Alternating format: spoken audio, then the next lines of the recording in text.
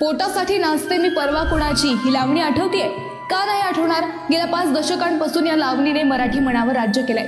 बरं ही लावणी कुणाची माहितीये नाही ना? ही लावणी आहे विठाबाई नारायणगावकर यांची। या विठाबाईंची आज आठवण येण्याचं कारण तितकंच धक्कादायक आहे।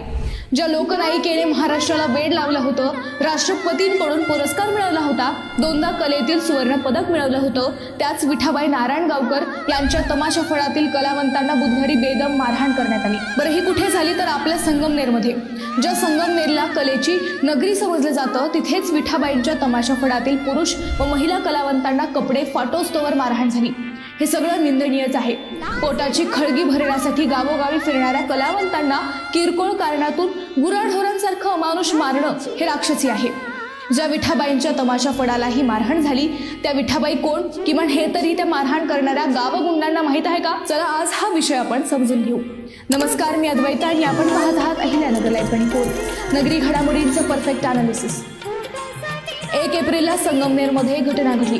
दुपारी 2 वाजेच्या सुमारास काही तमाशा कलावंतांना मारहाण झाली। घारगाव पोलिसांनी दिलेल्या माहितीनुसार मंगळवारी 31 मार्चला विठाबाई भाऊ नारायणगावकर यांच्या तमाशा फळाचा पोखरी बाळेश्वर येथे कार्यक्रम झाला। त्यानंतर या फळातील कलावंत बुधवारी 1 एप्रिलला माळेगाव पठार येथे पुढील कार्यक्रमासाठी वाहनातून जात होते। वरुडी पठार येथील एका पेट्रोल पंपावर इंधन भरल्यानंतर ते पुढे निघाले। रस्त्यात एका वाहनाने त्यांच्या वाहनाला कट मारला। त्यानंतर संबंधित वाहन चालकाने आपले वाहन आडवे लावत तमाशा कलावंतांच्या चालकाला मारहाण करण्यास सुरुवात केली। त्यानंतर त्याने इतर काही जणांना बोलावून घेतले। सर्वांनी मिळून या तमाशा फळातील पुरुष व महिला कलावंतांना मारहाण केली। त्यांच्याकडून काही रक्कम चोरून नेल्याचा आरोप विठाबाई नारायणगावकर यांचे नातू मोहित नारायणगावकर यांनी केला। हे सगळं धक्कादायक होतं। राष्ट्रपती सुवर्ण पदक विजेत्या विठाबाई नारायणगावकर यांच्या तमाशा फळातील कलावंतांना मारहाण होणं ही काही साधी बाब नव्हती। चूक कुणाची? हा नंतरचा विषय। मात्र तमाशातील महिला कलावंतांना जनावरांसारखी मारहाण झाल्याने या बातमीची चांगली चर्चा रंगली। या हल्ल्यानंतर राज्यभरातील तमाशा कलावंतांनी नाराजी व निषेध व्यक्त केला। दिवंगत विठाबाई यांच्या आठवणी सांगितल्या जाऊ लागल्या। आता या विठाबाई कोण हे आजच्या पिढीला माहीत नाही। प्रसिद्ध पठ्ठे बापूराव यांच्या प्रेरणेतून तमाशा कलावंत झालेल्या व देशभर प्रसिद्धी मिळवलेल्या भाऊ बापू मांग नारायणगावकर यांच्या विठाबाई या कन्या। भाऊ मांग यांची विठ्ठलाप्रती भक्ती असल्याने त्यांनी आपल्या मुलीचे नाव विठाबाई ठेवले। अगदी बालपणापासून तमाशाची आवड असल्याने विठाबाई अगदी 4थ्या-5व्या वर्षीच तमाशाशी समरस झाल्या। 1957 मध्ये वडील भाऊ नारायणगावकर यांचे निधन झाल्यावर विठाबाई यांच्याकडे त्यांच्या फडाची जबाबदारी आली। 1958 पासून त्या हा फड सांभाळू लागल्या। आपल्या वडिलांच्या नावानेच त्यांनी हा फड नव्या जोमाने उभा केला। पुण्यातील नारायण सावंत यांच्याशी विवाहबद्ध झाल्यानंतर त्यांना 5 मुली व 3 मुले झाली।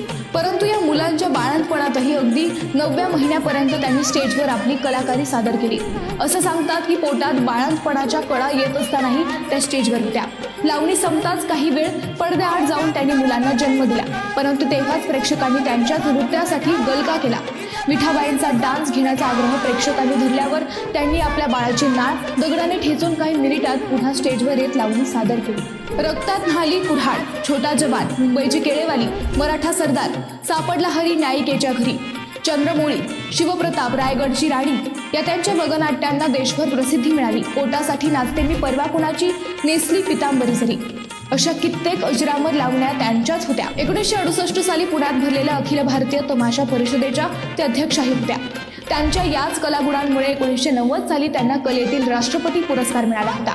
त्याच वर्षी महाराष्ट्र शासनानेही त्यांना महाराष्ट्र गौरव पुरस्कार दिला होता।